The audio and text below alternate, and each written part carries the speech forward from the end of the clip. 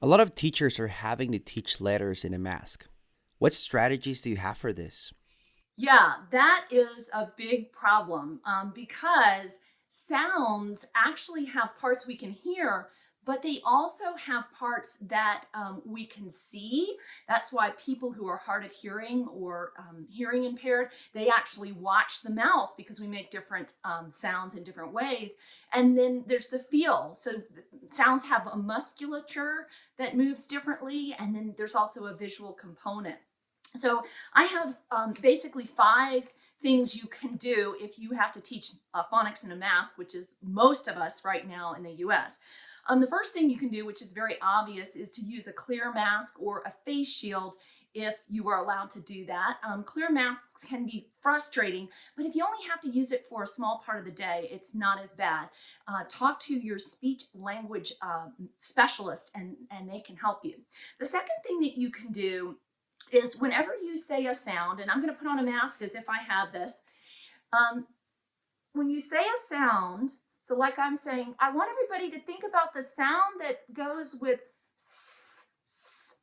Use a picture. So now I'm showing the kids a picture so they can use that picture of a sun to know I'm talking about s. The other thing that you can do, and this is again comes out of speech language specialists, is that you can actually use pictures of sounds.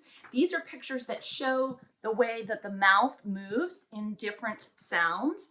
And you can actually send these home for children to look at while they're practicing at home when they don't have a mask. So you can send these home on little flashcards with the letter and then showing the speech sound.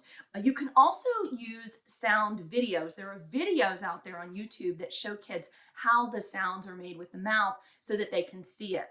If you have the luxury of doing so and it's allowed in your district, work outside if you don't have to have a mask on so that you can use that natural setting. And then finally, this is a perfect opportunity to always accompany a sound with a letter. So in my situation before, if I wanted to help children remember or know what I'm saying, I would say, and I would show them this letter, so that I'm also giving them the letter sound.